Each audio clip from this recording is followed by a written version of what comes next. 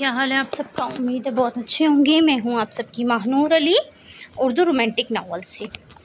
حصار زیست، پریش شاہ، کس number 3۔ Don't copy paste without my permission. ادی میرے شیر، میرے چیتے، لے میں آ گیا۔ ٹی وی لاؤنج میں داخل ہونے والا ایسی طوفانی روش اپنائے ہوئے تھا کہ مضبوط گرل اور گلاس مرر سے بنا گلاس ڈور بھی اس کی آمد سے جھنجھنا اٹھا۔ الٹے پاؤں واپس نکل جا یہاں سے، نہیں تو 8 پاؤں پہ جائے گا۔ LED پر ایکشن مووی لگائے وہ چاروں کسی کے آ جانے سے ایک دم الرٹ ہو گئے، پر نظروں کے سامنے اپنے دوست کو دیکھ سب سے پہلے ادی صاحب فارم میں آتے، ریموٹ کو جوتے کی طرح ظاہر کرتے صوفے سے اٹھ کھڑے ہوئے۔ 8واں اوپر کیوں؟ بچپن سے جوانی مغربی فضاؤں میں گزارنے کے باوجود بھی ان سب کی اردو کافی بہتر تھی، مگر عادت سے مجبور ادی جملے کو اپنی بات اور موجودہ حالت کے مطابق بیان کرتے مروڑ تڑوڑ دیتا تھا۔ اسفند بھائی، آپ جملے پر نہیں سچویشن پر غور فرمائیں۔ اسفند کو ادی کی بات پر کنفیوز دیکھ کر حبیرہ نے لائن کے تار کھڑے چاروں کی ٹانگوں کی طرف اشارہ کیا۔ پر بھائی لوگوں میں نے کیا کیا ہے جو میرا بھائی اور میرا بڑی مجھے 4 کندھوں پر اٹھانے کے بجائے 8 پاؤں پہ بھگا رہا ہے؟ اسفند اور ادی کالج فیلو کے ساتھ ایک دوسرے کے بہت اچھے دوست بھی تھے۔ اسفند کا تعلق پاکستان سے تھا اور وہ یہاں پڑھائی کی غرض سے رہائش پذیر تھا، اور اس ادی تو تھا ہی پاکستانیوں کا شیدائی۔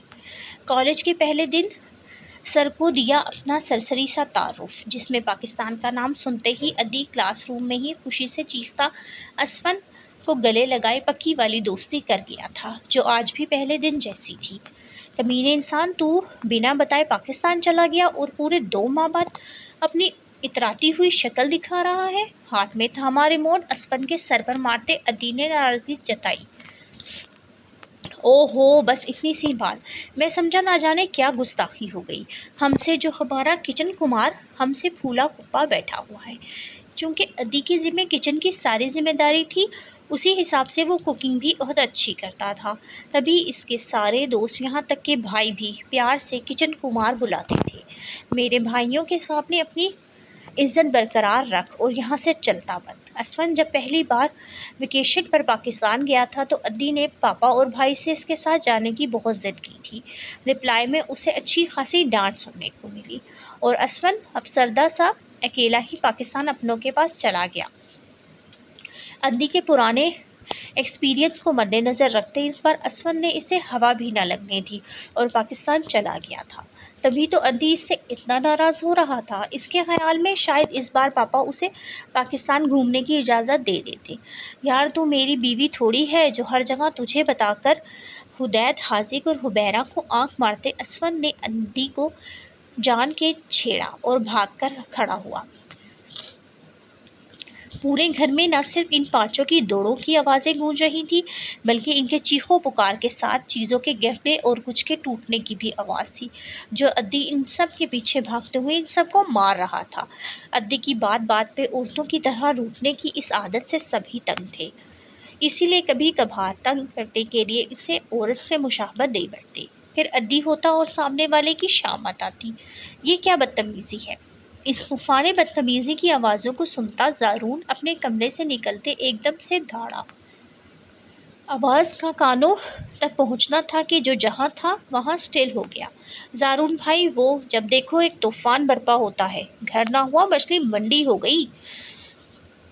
انسان سکون سے 2 گھڑی یہاں گزار بھی نہیں سکتا۔ زارون کو اپنے کمرے کے دروازے پہ کھڑا دیکھ حدید کو اچانک اس کی آمد ذہن میں تازہ ہو گئی۔ وہ صبح اسی کے سامنے تو آیا تھا جب وہ موبائل پر اپنے کسی دوست کو پارٹی میں نہ آنے کا منع کرتا زوناش کی برائی کر رہا تھا، تبھی اپنے کندھے پر ہاتھ کا دباؤ دیکھ جیسے ہی وہ مڑا، سامنے ہی زارون کو خود کو گھورتا پا کر زبان دانتوں تلے دبا گیا، مگر زارون بنا اس کو سرزنش کیے اپنے کمرے میں قید ہو گیا تھا اور اب حدید اپنی کم عقلی کی وجہ سے سب کو لانتیاں پڑوا رہا تھا۔ گائز، کیا ہو گیا؟ زارون بھائی کو جانتے ہو نا، ایسا ہی ہے، ایک دم سے غصہ آ جاتا ہے انہیں۔ زارون تو بول بال اپنے کمرے میں واپس چلا گیا اور وہ بیچارے اسفند کے سامنے ایسی عزت افزائی پر شرمندہ ہو گئے۔ پتہ نہیں زارون بھائی ایسے کیوں ہیں، ذرا سی بات پر چیخنے لگ جاتے ہیں۔ ہٹلر بھی تو ہے، کبھی ایسے شاؤٹ نہیں کرتے۔ حبیرہ ان سب میں سب سے زیادہ زارون سے نالا رہتا تھا، اور در حقیقت زلنون اور زوناش باقی بھائیوں کو جتنا مرضی ڈانٹتے، پر حبیرہ کو چھوٹے ہونے کی رعایت دے دیتا تھا، سوائے زارون کے جو اپنے غصے میں آؤٹ آف کنٹرول ہوتا۔ حبیرہ کیا پاپا کے سامنے بھی شاؤٹ ہو جاتا تھا، اور یہی چیز حبیرہ سمیت سب کو اس سے دور کر رہی تھی۔ او ہٹلر کے چہیتے، خود تو ہر بار بچ جاتا ہے، مجھ سے پوچھ ایسے مخمل کے کپڑے میں لپیٹ کر ڈانٹ ٹرانسفر کرتے ہیں، میں تہ ہی کھولتے کھولتے نڈھال ہو جاتا ہوں۔ حبیرہ کی بات پر عدی کو آج صبح کا واقعہ یاد آ گیا، جب عدی صاحب زوناش کی شرٹ پریس کرتے ہوئے پاکستان کی سیر کو نکل کھڑے ہوئے۔ شمالی علاقے کی پرمسرت فضا، جھرنوں کا شفاف میٹھا پانی، لہلہاتا سبز اور ان میں چہل قدمی کرتی ایک مٹھیارن۔ ابھی عدی نے اس کے اور اپنے قدم موڑے ہی تھے کہ اینڈ مومنٹ پر ہٹلر کی آمد نے عدی کو کان سے پکڑ کر کینیڈا واپس کھینچ لیا۔ حال میں آتے ہی عدی صاحب کی ایک زوردار چیخ گلے میں ہی اٹک گئی۔ نظروں کے سامنے ہٹلر کھڑا، ہاتھوں میں استری سے جلی شدہ شرٹ کو دیکھتا اپنا ضبط آزما رہا تھا۔ عدی کو اپنی حالت خیال میں سوچتے اس معصوم میمنے کی طرح لگی جسے مٹھیارن ہانک رہی تھی، پر ہٹلر بولا تو صرف اتنا ہی، پاکستان میں گدھے کثیر تعداد میں پائے جاتے ہیں، وہاں کی گورنمنٹ کینیڈین ڈونکی افورڈ نہیں کر سکتی۔ عدی اس سے انجان کے سامنے والا بھی زوناش کرمانی تھا، جو ہاتھ کی جگہ نظروں اور غصے کی جگہ میٹھی زبان کی مار مارنے میں ماہر تھا۔ عدی کی زبان اس کا تازہ کارنامہ سب سن کر ایک طرف سے ایک زور کا قہقہا پڑا۔ شایان آپ کو دادو بلا رہی ہیں، آ کر بات سن لیں۔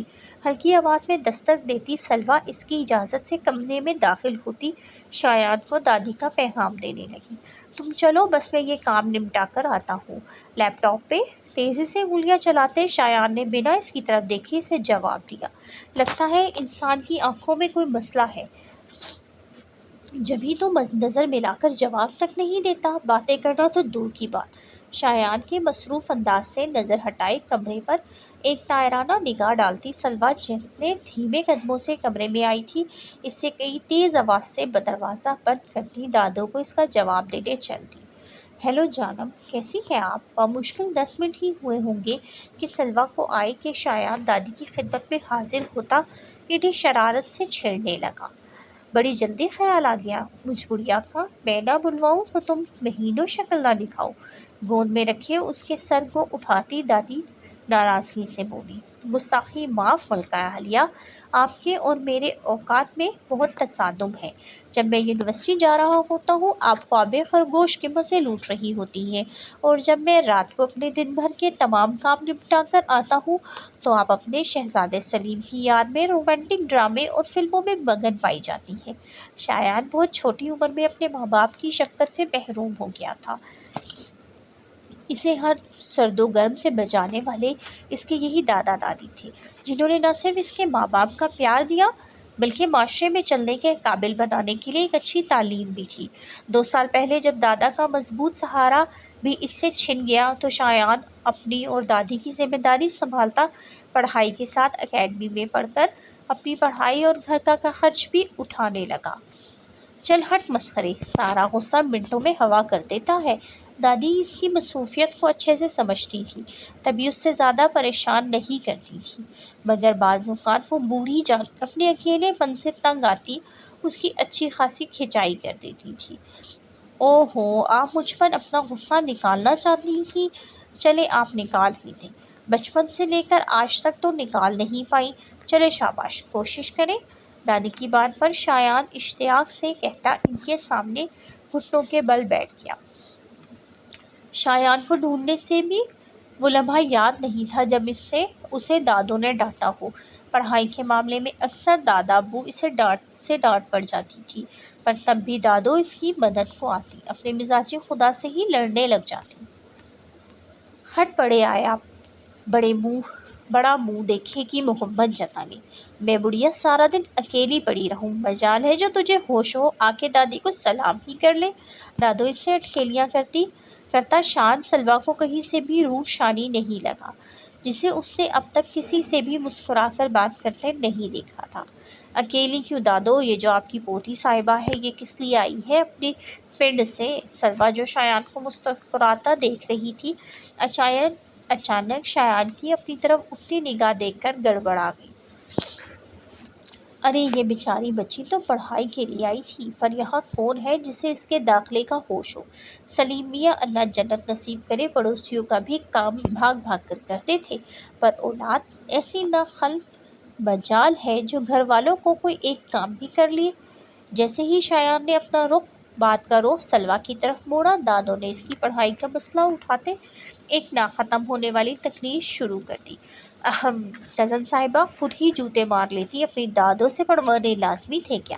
دادوں کے میٹھے طنز پر بغلیں جھانکتا شایان دبی دبی ہنسی ہنستے سلویٰ کے کان کے قریب سرگوشی کرنے لگا۔ میں نے تو کچھ نہیں کہا۔ اپنے اتنے قریب شایان کو دیکھ کر سلویٰ گھبراتی بڑبڑا کر رہ گئی۔ اس بچی کو کیا کہہ رہا ہے؟ مجھ سے بات کر۔ شایان کے کچھ کہنے اور سلویٰ کے ایک دم سے پریشان ہونے پر دادو سمجھی کہ شایان اس کو ڈانٹ رہا ہے۔ اوہ دادو، اب آپ نے تو پڑھنے نہیں جانا، آپ کی یہ بچی ہی بتائے گی کہ اس کا ایڈمیشن کون سی یونیورسٹی میں کروایا جائے۔ شایان نے کچھ اس انداز میں دانت پیس سے جیسے اسے یقین ہو کہ اس میں دادو کی یہ معصوم بچی بھی دب کر پس جائے گی، جو اپنے پنڈ سے جب سے آئی تھی اپنی حرکتوں سے صرف اسے ڈسٹرب ہی کر رہی تھی، اور آج تو اس کی وجہ سے دادو نے اسے اچھا خاصا ڈانٹ بھی دیا تھا۔ لو بھلا کسی اور ادارے میں کیوں جائے گی؟ تو اپنے ادارے میں اسے داخل کروا، اسے آنے جانے میں بھی آسانی ہوگی اور تیری ساری کرتوتیں بھی مجھے معلوم رہیں گی۔ دادو کی بات پر جہاں سلویٰ سٹپٹائی وہیں شایان بھی ایک دم سے سنجیدہ نظر آنے لگا۔ بھلا ایک چھوٹے سے پنڈ سے آئی لڑکی لڑکوں کے ساتھ کہاں پڑھ سکتی تھی؟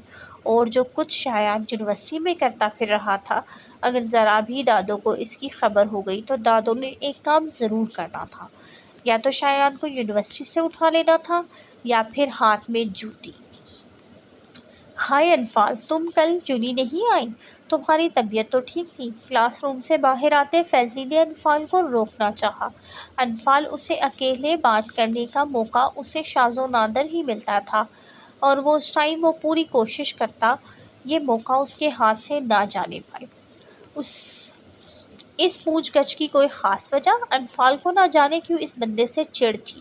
جب بھی وہ اس سے بات کرنے کی کوشش کرتا، انفال نظر انداز کرتی آگے بڑھ جاتی۔ ابھی بھی سب کو کینٹین کے لیے جاتا دیکھ وہ گراؤنڈ کی طرف چلی آئی کہ اسے اپنے پیچھے فیضی کی موجودگی کا احساس ہوا۔ کیا ہوا یار، ہم فرینڈز ہیں تو میرا اتنا تو حق بنتا ہے۔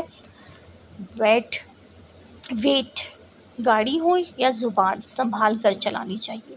فیضی کا اپنے ساتھ بینچ پر بیٹھنا ہی انفال کو ناگوار گزرا تھا، اور اس کے جملے نے ہی رہی سہی کسر بھی پوری کر دی۔ تبھی وہ اس کو بیچ میں ٹوک گئی۔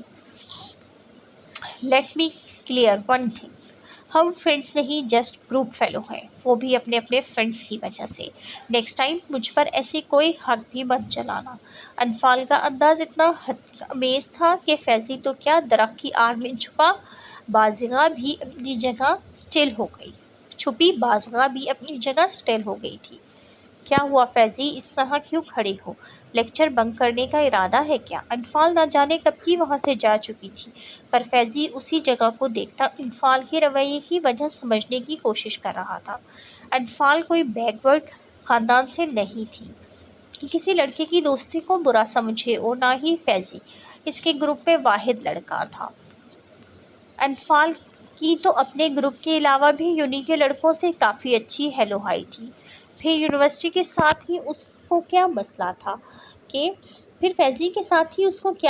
تھا کہ نہ تو وہ اس سے کسی بھی طرح کی کوئی بات چیت کرتی، نہ ہی اس کی گیدرنگ میں شامل ہونے کو اہم سمجھتی تھی۔ انفال ویٹ، جیسے ہی انفال کلاس روم میں داخل ہوئی بازگاہ تیزی سے اس کا ہاتھ تھام کر اسے واپس باہر لاتی ساتھ والی کلاس میں لے گئی۔ انفال، میں نے تمہاری اور فیضی کی باتیں سن لی ہیں۔ بازگاہ کا سختی سے اس کا ہاتھ تھامنا اور کلاس میں جا کر جھٹکے سے جھوڑنا۔ یہ اس بات کا اظہار تھا کہ اسے فیضی کے ساتھ انفال کا رویہ دیکھ کر بہت برا لگا ہے، پر انفال انجان تھی کہ جو کچھ بھی اس نے فیضی کو کہا وہ بازغہ کے علم پہ آ چکا ہے۔ میں نے کچھ جان کر نہیں کیا، بس تم دونوں کو ساتھ دیکھ، پلیز ہم دونوں کو الگ ہی رہنے دو، ساتھ پکارنے کی ضرورت نہیں۔ انفال دوستوں کو بھی ایک حد تک رکھنے کی عادی تھی، اس لیے تو بازغہ کا اس سے باتیں چھپ کر سننا اسے ناگوار گزرا تھا۔ دیکھو انفال، وہ اچھا لڑکا ہے، مجھے اس سے کیا لینا دینا، وہ اچھا ہے یا برا، میرا اس سے کوئی تعلق نہیں۔ انفال کوئی چھوٹی بچی نہیں تھی کہ گروپ میں ہوئی باتوں کو جان نہ پاتی، اسے بہت پہلے سے ہی معلوم تھا کہ فیضی اس کو لائک کرتا ہے، پر وہ کبھی بھی اس کی حوصلہ افزائی نہیں کر سکتی تھی، اسی لیے اس نے سب سے کترانا شروع کر دیا تھا۔ پلیز انفال، تم ایک بار اس کی بات تو سن لو، وہ تمہیں کچھ بتانا چاہ رہا ہے اور تم۔ انفال نے اسے فیضی پرفیکٹ میچ تھا،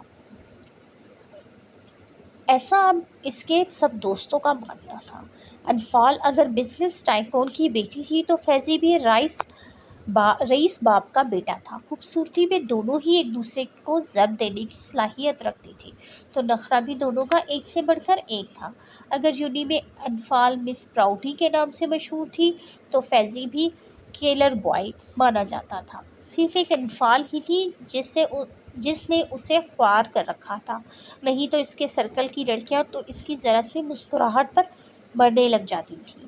ہم اسکول لائف سے فرینڈز ہیں، تم سب جاننے کے باوجود بھی انفال کو دکھ